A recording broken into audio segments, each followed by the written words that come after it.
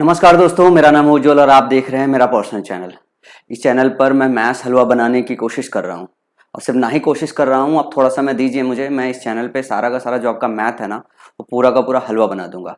आज मैं सर्च पे पूछे जाने वाले सीजीएल मेंस में पिछले 10 साल में सबसे डिफिकल्ट जो क्वेश्चन है वो लेके आया हूँ, जिसमें बच्चों को बहुत ज़्यादा टाइम लगता है। कई बार 50 सेकंड लगता है, कई बार 60 सेकंड लगता है, कई बार 2 मिनट लगता है, कई बार 3 मिनट लगता है। और ये पैटर्न बहुत रिपीटेटिव मोड में पूछा जाता है। जैसे आपके स्क्रीन के सामने क्वेश्चन है, x इज इक्वल टू √3/2, तो √1 + x plus √1 - x upon √1 + x minus √1 - x। इस सवाल को करने के कई तरीके हैं। बुद्धिमानी तो उसी में है कि सबसे छोटे तरीके से इसको कैसे किया जा सकता है, 20-25 सेकंड में इस क्वेश्चन को कैसे किया जा सकता है। ये सेम क्वेश्चन 10 बार से ज्यादा एसएससी सीजीएल मेंस में रिपीट किया जा चुका है।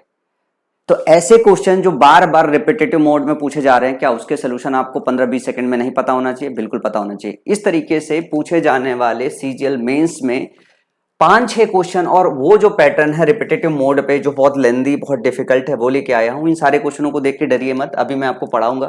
ये सारे के सारे क्वेश्चन चुटकियों में सॉल्व हो जाते हैं। लेकिन एक बार जरा वीडियो पॉज करके इनको सोल्यूशन इनका निकाल के देखो, क्या इनका सोल्यूशन आपको 20-25 सेकंड में आ रहा है। अगर नहीं आ रहा है तो इस तरीके के सीजीएल मेंस के क्वेश्चन अभी मैं आपको सिखाऊंगा, आपको सेकंडों में आ जाएगा।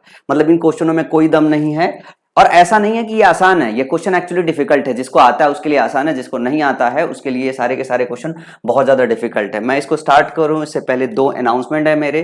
सबसे पहले तो मैं आपको बता दूं कि ये सर्ट्स का कंसेप्ट नंबर 3 है। सर्ट्स की प्लेलिस्ट बनी हुई है। इससे पहले सर्ट्स के और बेसिक मैंने सिखाए हैं। अगर सर्ट्स की बेसिक्स आपने नहीं सीखी है तो सबसे पहले वो वाले वीडियोस देख लीजिए, फिर ये वाला वीडियो देखेंगे तो ज्यादा मजा आएगा। पहले सर्ट्स का प्लेलिस्ट खंगाल लीजिए। और ये मेरा टेलीग्राम चैनल है, इस टेलीग्राम चैनल को एक बार क्यूआर कोड स्कैन करके ज्वाइन कर लीजिए, जिससे मेरी जो क्लास की एनोटेशन की पीडीएफ है प्रॉपरली आप तक पहुंच पाए और आप अच्छे से पढ़ाई कर पाए।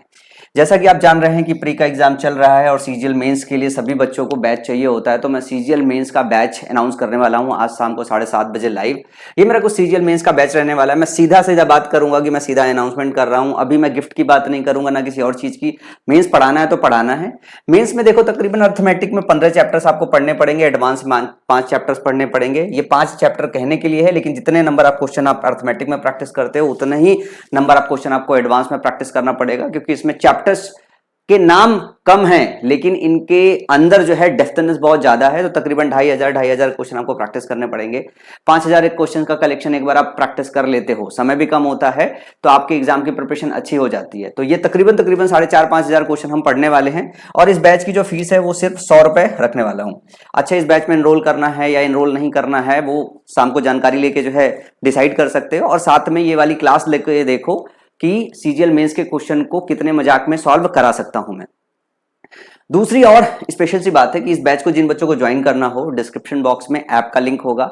ऐप का लिंक जो है क्लिक करके आप ज्वाइन कर लो। वहां पे जाओगे तो मेरा अकेले ही बैच मिलेगा आपको इस वर्टिकल में, एसएससी सीजीएल के मेंस में। उसमें कोई और कोर्स है भी नहीं जिसमें आपको ढूंढना है, तलाशना पड़ेगा। मेरा सिर्फ और सिर्फ अकेले सीजीएल मेंस का बैच होगा, जिसकी फीस मात्र 100 रुपए होगी। आप वहां से जाके इसे इनरोल कर सकते हो। और ज्यादा डिटेल के लिए आज शाम की क्लास का वेट करो। आज की शाम की क्लास में मैं आपको पूरा डिटेल बताने वाला हूं सीजीएल मेंस के बैच को लेके। देखो, इस क्वेश्चन को बहुत 10 बार से ज्यादा रिपीट हुआ है। इस क्वेश्चन को लास्ट में आके करते हैं, लेकिन सबसे पहले मैं आपको नीचे लेके चलूंगा। ये वाला क्वेश्चन है। ये क्वेश्चन, अच्छा आप वीडियो पॉज करके देखो आपको कितना समय लग रहा है इन क्वेश्चन को लगाने में। ये क्वेश्चन ऐसे हैं जिन क्वेश्चन को लगाने की जरूरत नहीं है, खाली ऑप्शन ऐसे सीधा टिक कर सकते हो बगैर देखे, बगैर कुछ कहे।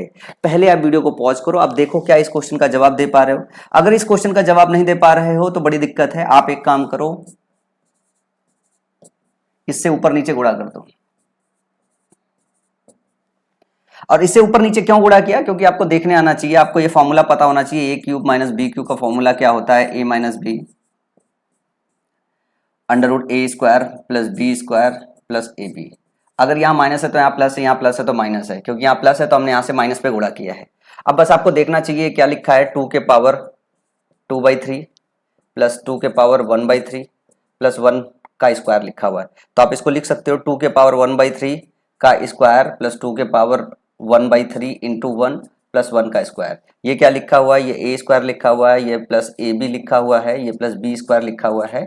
इसके बाहर अगर a माइनस बी से अगर आप गुणा कर दो, a माइनस बी मतलब 2 के पावर 1/3 माइनस 1 से गुणा कर दो तो आपका सारा काम हो जाएगा। तो 2 के पावर 1/3 माइनस 1 से हमने गुणा कर दिया ऊपर नीचे, तो नीचे वाला क्या हो गया, नीचे वाला बन जाएगा a cube minus B cube मतलब 2 के पावर 1/3 का क्यूब, और 1 का क्यूब करोगे तो 1 का क्यूब रह जाएगा, इसको करोगे तो 2 आ जाएगा, 2 माइनस 1, नीचे वाला हिस्सा सॉल्व होके क्या आ जाएगा, 1 आ जाएगा, और ऊपर वाला हिस्सा 2 अंडर पावर 3 माइनस 1 हो जाएगा। तो सही जवाब क्या हो जाएगा, सी।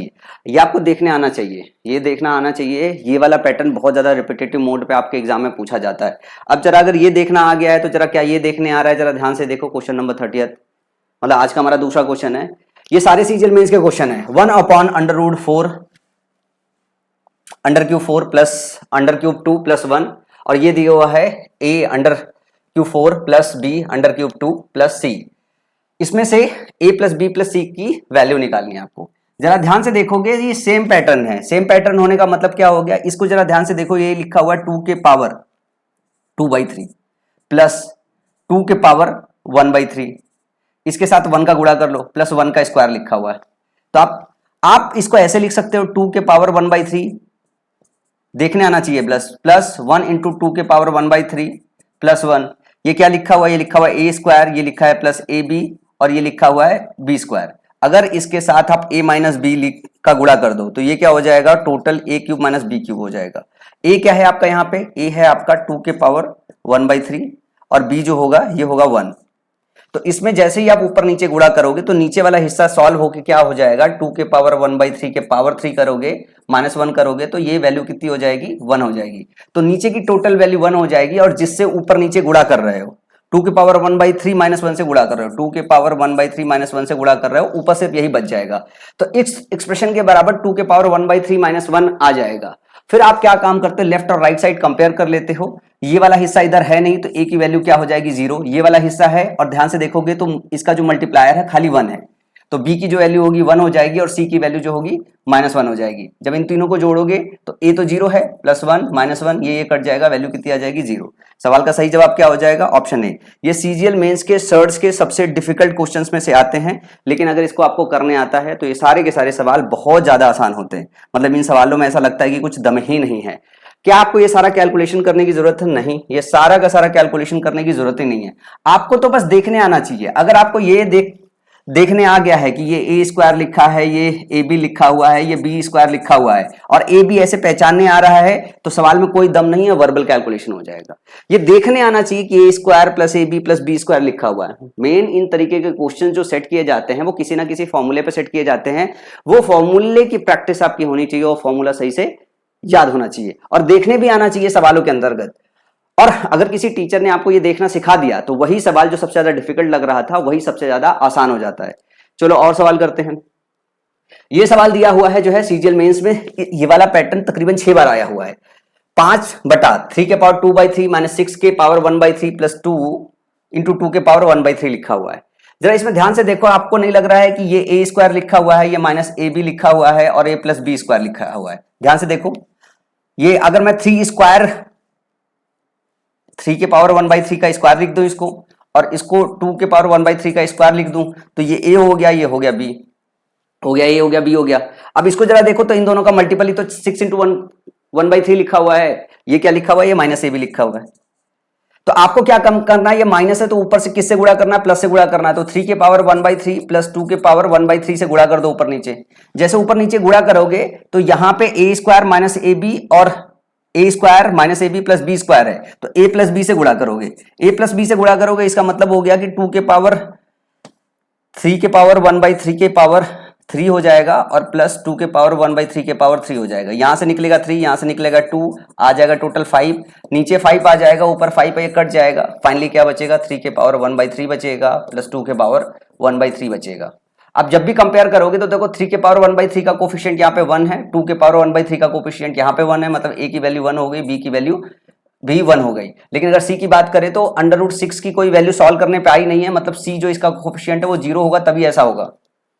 और आपको फिर से पूछा a प्लस बी प्लस सी की वैल्यू क्या होगी, तो a1 है, b1 है और c क्या है आपका 0 है, तो फाइनल वैल्यू कितनी आ जाएगी 2 आ जाएगी। 6 बार पूछा गया, इस सवाल में क्या दम है, क्या आपको ये लिखने की जरूरत है, लिखने की ही जरूरत नहीं है। अगर आप इसे देख पा रहे हो तो कैसे करोगे, आप इसको सीधे सीधे आपको ये पता होगा कि हमको क्या काम करना है कि इसमें 3 के पावर 1/3 प्लस 2 के पावर 1/3 से ऊपर नीचे गुणा करना है और नीचे बन जाएगा 3 के पावर 1/3 के पावर 3, तो 3 प्लस 2 5 बन जाएगा, 5 5 कट जाएगा, ऊपर बचेगा 3 के पावर 1/3 प्लस 2 के पावर 1/3।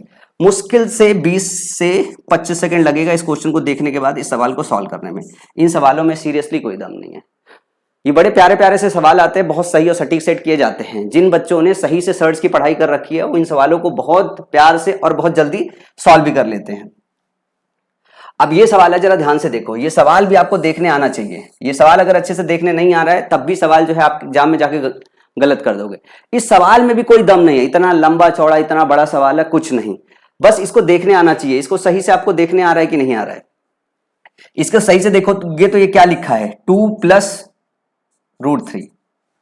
इसको सही से देखो, ये माइनस बार लिखा हुआ है, इसको सही से देखोगे तो लिखा है 5 प्लस √3। बस ध्यान से देखने आना चाहिए। जिसको नहीं देखने आ रहा है अभी समझाता हूं कैसे। फिर अगर इसको ध्यान से देखोगे, इसको ध्यान से देखोगे तो ये 3 प्लस √11 लिखा हुआ है और इसको ध्यान से देखोगे तो ये लिखा हुआ है √11 - 3। ये नीचे ये वाला लिखा है 3 प्लस √11, ये लिखा है √11 - 3। अब अगर इसको अगर सॉल्व करवा दूं मैं ऐसे, ये √3 से कट जाएगा, ये 3 से कट जाएगा, यहां 2 √11 बचेगा, √11 से कट जाएगा इधर, तो इधर बचेगा प्लस का 1/2 और इधर क्या बच जाएगा 2 - 5 - 3 बचेगा। सॉल्व करोगे तो क्या आ जाएगा -5/2। सवाल का जवाब हो जाएगा। अब ये तभी आप अच्छे से कर पाओगे, तभी पेन कम चलाओगे, जब आपको ये पता होगा इसको लिखना कैसे। इसको जरा ध्यान से देखो, इसको क्या लिख सकते हो, √7 को लिखने से पहले यहां पे ध्यान से देखना होगा, इसको आपको 2 × AB लिखना है। अब मैं इसको लिख दूं 2 × √3। अब आपको बस ये 2 हटा देना है, ये जो बाकी के 2 फैक्टर है आपको ये देखना है कि इसका स्क्वायर और इसका स्क्वायर क्या इसके बराबर आ रहा है, तो 2 का स्क्वायर कितना हो जाएगा 4 और इसका स्क्वायर कितना होगा 3, तो कितना हो गया 7। तो ये जो फैक्टर होगा उसी का ये अंडर लिखा है, तो आप बस उसको अंडर से बाहर निकाल के लिख दो। इसको देखोगे तो आप इसको लिख सकते हो 2 × 5 × √3, तो 2AB हो गया। अब ये देखो इसका स्क्वायर करने पे और इसका स्क्वायर करके जोड़ने पे क्या आ रहा है, ये आ रहा है 5 का स्क्वायर 25 और इसका स्क्वायर 3 हो गया, तो 25 + 3 28 आ रहा है। तो ये 5 प्लस √3 का स्क्वायर था अंदर और ये अंडर रूट हो गया। अब जरा इसको देखो, यहां पे लिखा 6 √11, क्या आप इसको लिख सकते हो 2 × 3 × √11। अब जरा ध्यान से देखो कि अगर आप स्क्वायर करो, 3 का स्क्वायर करोगे 9, √11 का स्क्वायर करोगे 11, 9 + 11 20 आ रहा है। इसका मतलब है 3 प्लस √11 का अंदर जो है ये स्क्वायर है, फिर रूट लोगे तो स्क्वायर और रूट कट जाएगा। इसी तरीके से माइनस में है, तो ध्यान रखना कि यहाँ पे 3 - √11 नहीं रखेंगे, क्योंकि √11 मतलब जब कर्डी से कोई संख्या बाहर निकालते हैं तो हम पॉजिटिव लिखते हैं, तो जो √11 है इसकी वैल्यू 3 से ज्यादा होगी, इस वजह से हम √11 - 3 रखते हैं। अगर ये चीज देखने आ रहा है तो ये सारा सवाल बहुत आसान बन जाएगा। अगर ये नहीं आ रहा है तो इन सारे सवालों का जवाब देने में आपको एग्जाम में बहुत टाइम लगेगा। देखा आपने कितना जल्दी ये क्वेश्चन सॉल्व हो गया था।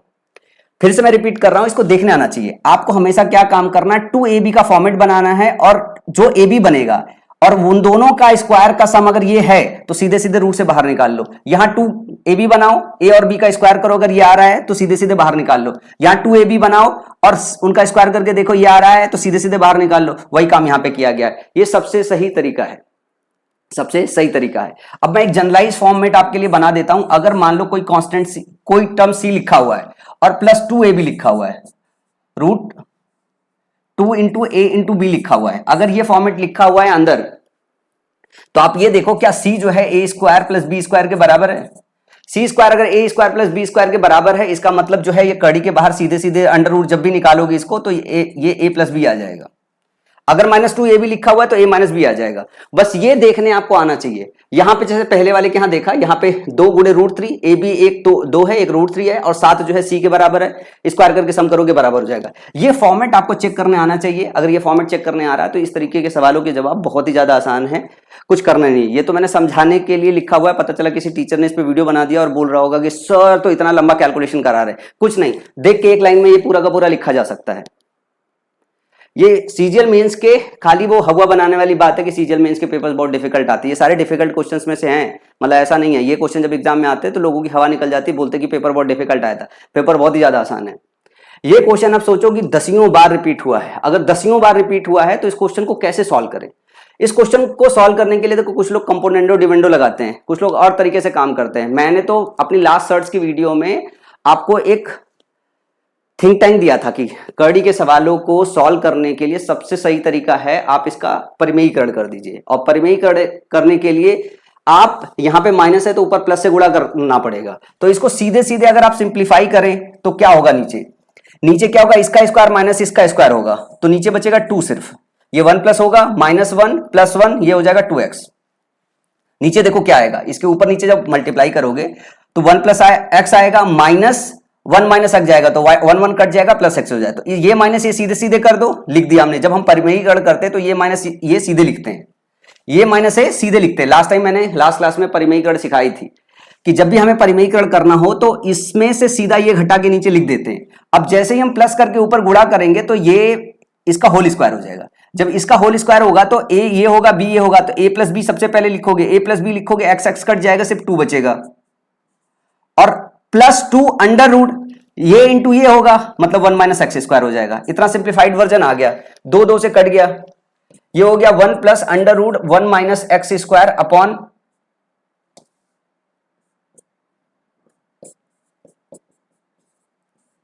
2x, x बचा सिर्फ, बस इतना ही सिंपल सा फॉर्मेट बचा।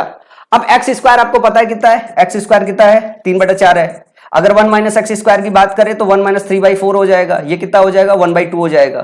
तो 1 - x² की वैल्यू रख दो, 1 प्लस यहां पे जो है 1/2 हो गया, और x की वैल्यू रखनी है 3/2 हो गया। ये सॉल्व करोगे ऊपर 3/√3 आ जाएगा, काटोगे √3 आ जाएगा। सवाल का सही जवाब क्या हो जाएगा, ऑप्शन नंबर डी। अब ये सवाल सोचो दसियों बार आया हुआ है, सेम डेटा के साथ आया हुआ है सीजीएल मेंस में। इन क्वेश्चनों में क्या ही दम है, कोई दम नहीं है। मतलब ये सारे के सारे क्वेश्चन जो है बहुत ही ज्यादा आसान है। अगर आप मेरे साथ सीजीएल मेंस में अपने पेपर को आसान बनाना चाहते हैं तो नीचे डिस्क्रिप्शन बॉक्स में लिंक दिया हुआ है, उस लिंक को क्लिक करें। फीस ज्यादा चार्ज नहीं कर रहा, 100 रुपए फीस है। ये सिर्फ इस वजह से है ताकि मैं आपको सुचारू रूप से पीडीएफ प्रोवाइड कर पाऊं और सुचारू रूप से आपको सीजीएल मेंस की तैयारी करा पाऊं। जैसे मान लो कि अगर मैं यूट्यूब पे अगर पढ़ाता रहूं, पूरा पढ़ाता रहूं, तो बहुत सारे बच्चों को यही यकीन नहीं होगा कि मैं पूरा जो है खत्म करूंगा। बैच में एनरोलमेंट से सिर्फ आपके मन को एक वहम हो जाएगा कि सर पूरा पढ़ाएंगे, और इसीलिए अपनी सबसे मिनिमम फीस रख रहा हूं 100 रुपए। 100 रुपए क्या ही है यार, मतलब कई सारे बच्चों भी इनरोल कर लोगे तो भी कोई पैसों का कलेक्शन होगा नहीं। लेकिन इससे क्या होगा, एक मोरल रिस्पॉन्सिबिलिटी हो जाएगी मेरे लिए भी कि हाँ इन बच्चों ने इनरोल किया हुआ है, और मेरे को पता होगा कि इन बच्चों को पूरा सीजीएल मेंस मेरे से पढ़ रहे हैं, ये बच्चे मेंस का रिजल्ट निकाल के आएंगे। तो जो बच्चे प्री में 140 145 नंबर से ऊपर उनको लग रहा है पेपर देने के बाद स्कोर कर पा रहे हैं, तो वो सारे के सारे बच्चे मेरे साथ सीजीएल मेंस में जुड़े। इस बार आपके सीजीएल मेंस की मैथ जो है ना, वो मैं बहुत आसान बनाऊंगा, बहुत हलवा बनाऊंगा। आपको लगेगा ही नहीं सीजीएल मेंस जो है डिफिकल्ट है। सारी की सारी प्रैक्टिस यहीं करके आपको जानी है, सारे पैटर्न और उसके इटरेशन यहीं के यहीं कर के जाने हैं। उम्मीद करता हूं कि आज की क्लास पसंद आई होगी। अगर क्लास पसंद आई है, मेथड्स पसंद आए हैं, तो आप इस चैनल को सब्सक्राइब कीजिए, दोस्तों के बीच में साझा कीजिए, और बोलिए एक ठो मस्त व्हाट्सएप और आए हैं जो कह रहे हैं कि मैथ्स बहुत आसान होती है, सीजीएल मेंस वाली मैथ्स तो और ज्यादा आसान होती है, इनमें कुछ दम नहीं है, टीचर बहुत ज्यादा हवा बना रहे हैं और डरने की जरूरत नहीं है मैथ में। तो इस क्लास में इतना ही, अगली क्लास में फिर मिलेंगे एक बढ़िया से औसम से कंसेप्ट के साथ। शाम को 7:30 बजे मेरे साथ जुड़ना ना भूलिएगा।